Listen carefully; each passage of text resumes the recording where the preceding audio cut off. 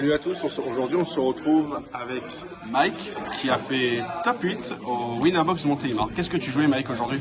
Alors aujourd'hui j'ai joué une variante de Runic avec des Naturia. J'ai choisi le deck parce qu'il a pas mal de recovery et j'aime bien les decks un petit peu comme ça qui piochent énormément et je trouve que contre Kashtira c'est pas mauvais parce que tes free spots en fait c'est ton engine et c'est ça qui fait la force du deck, donc c'est pour ça que je suis parti sur ce choix et je suis pas déçu, je suis en vrai. Donc tu es satisfait de ton choix. Ouais. Parle-nous un peu de tes match-ups, qu'est-ce que tu as affronté aujourd'hui? Alors aujourd'hui j'ai affronté un Virtual War, un Trap Trick, un Dragoon Control. Le fameux. De lui là. Le fameux. De lui là. Ensuite j'ai affronté Miroir.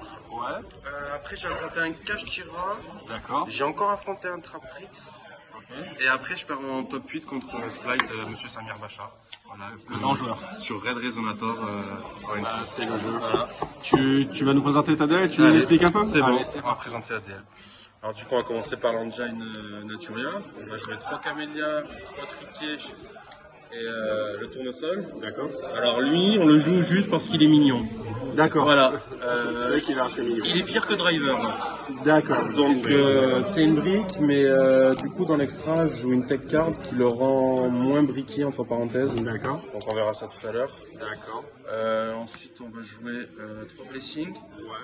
Je vais jouer une foolish et 3 pièges. Alors la foolish, elle peut me servir dans 2 utilités. Je peux soit envoyer la trappe, ou soit envoyer des cartes uniques. Si par exemple j'en ai que 2, je veux en envoyer une pour draw 3. Dans l'optique où j'ai déjà passé ça au grind. Donc c'est une carte intéressante, je l'ai rentrée que aujourd'hui.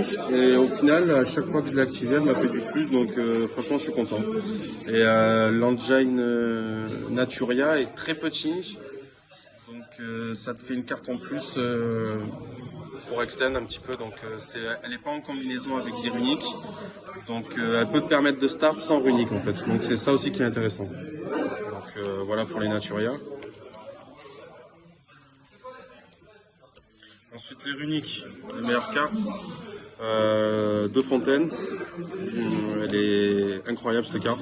Je l'ai résolue 3 fois dans le même tour. Game contre le miroir, je draw 12 cartes. 12 à monter 0, je finis sur Baron, Barkion, Lion Naturia, Criquet, 6 cartes en main. Et 2 ça peut suffire en ratio. Ouais, franchement 2 parce qu'en fait, Guéri, t'as une combo qui te permet de le récupérer. Donc en fait, t'es 0, tu peux potentiellement en activer 3 si t'as assez de runiques dans le cimetière. Donc c'est vraiment intéressant. D'accord. Donc voilà, après c'est classique, 3 types, 3 destructions, 3 Freezing Curse, 3 Flashing Fire, 3 Slumber. Et du coup après on va jouer un marteau, un discipline et un Dramplet.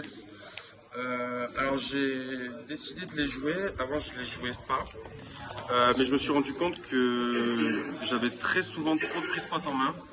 Et le problème de Runic Natural, c'est qu'il faut beaucoup de cartes runiques en main pour commencer un board. Et du coup, j'ai réduit mes free spots et j'ai rentré 3 cartes runiques à la place. Et franchement, c'est ce qui me permet de résoudre le terrain 3 fois en tout.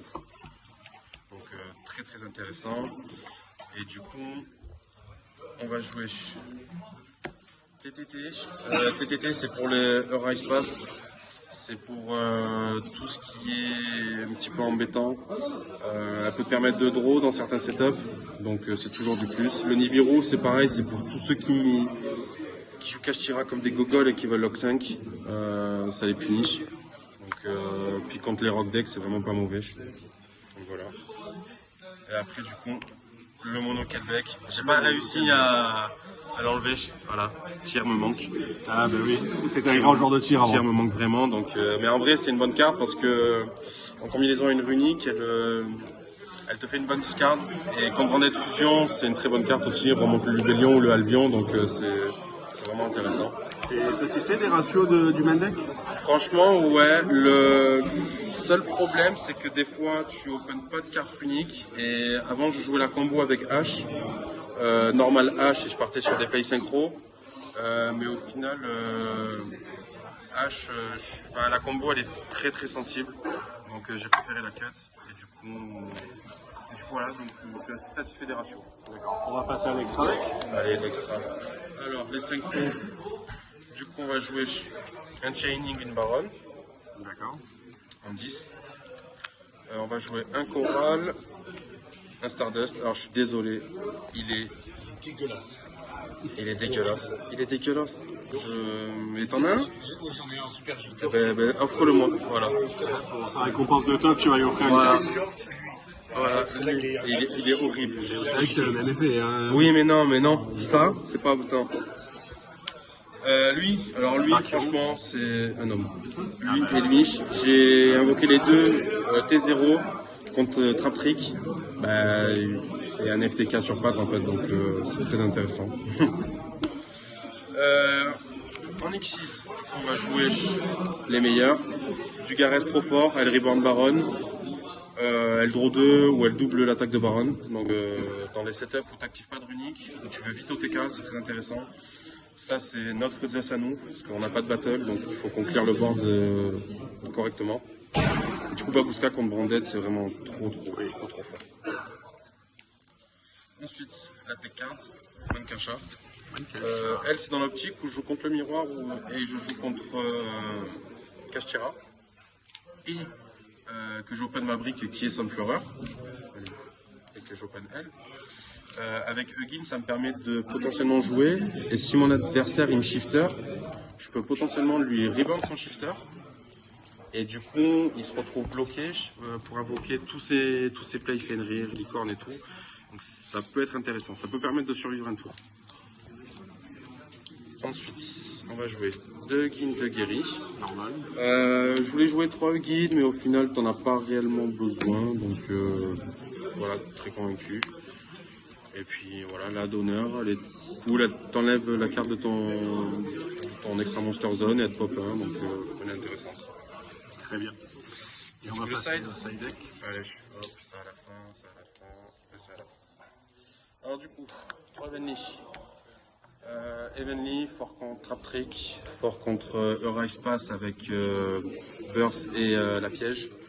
Et du coup, tu lui gères ses trappes et il a plus de follow. Donc je trouve ça intéressant. Et en vrai, c'est une des cartes du format, donc ouais, intéressant à jouer.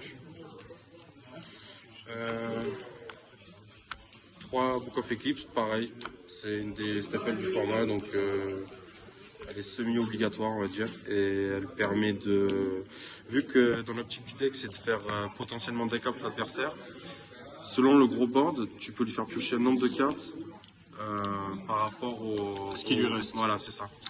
Donc en fait, ça te permet de faire vider le deck. Ça accélère le jeu. Donc en soi, lui faire draw 3, c'est pas vraiment très grave parce que tu as très souvent beaucoup de cartes en main. Donc tu vas juste lui vider son deck Et tu peux tenir une battle aussi. je peux tenir une battle. Ce qui m'a fait tenir une battle tout à l'heure. Madame, Spooky Dog. Spooky Dog, H, en side. Les fameuses. Branded, contre le miroir c'est pas mauvais. Et dans les setups où TTT est pas forcément bon, je les rentre. Elle c'est que pour le time, je l'ai rentré une seule game dans tout le tournoi. Et je l'ai pas pioché. Donc voilà. Sinon potentiellement il y avait une autre game qui s'installait. Donc voilà. Et après du coup on va jouer le Phaser. Qui voilà, c'est une pète Oui, pas trop, c'est une carte. c'est Phaser. Et du coup, on va jouer ça. Alors ça, contre Branded, c'est super fort. Je pense qu'il peut pas jouer sous ça. Contre Kashtira, ça lui enlève l'effet licorne, l'effet Fenrir, l'effet de Ogre. Donc en vrai, en first, c'est vraiment pas dégueu. Certes, ça prend pas les Xyz, mais ça lui empêche d'activer Fenrir et licorne potentiellement. D'accord. Donc voilà. Bah écoute, merci beaucoup. Est-ce que juste tu penses qu'il y aurait des changements à faire dans ta decklist? Des changements à faire dans la decklist. Ou des trucs à ajouter ou... Je pense que Kelbeck il va partir. D'accord. Ah, ça y est, tu as fait ton deuil? Ça y est? Je pense que Kelbeck, s'il peut partir, ça peut être potentiellement, je sais pas, à voir. Mais je pense qu'il peut potentiellement partir.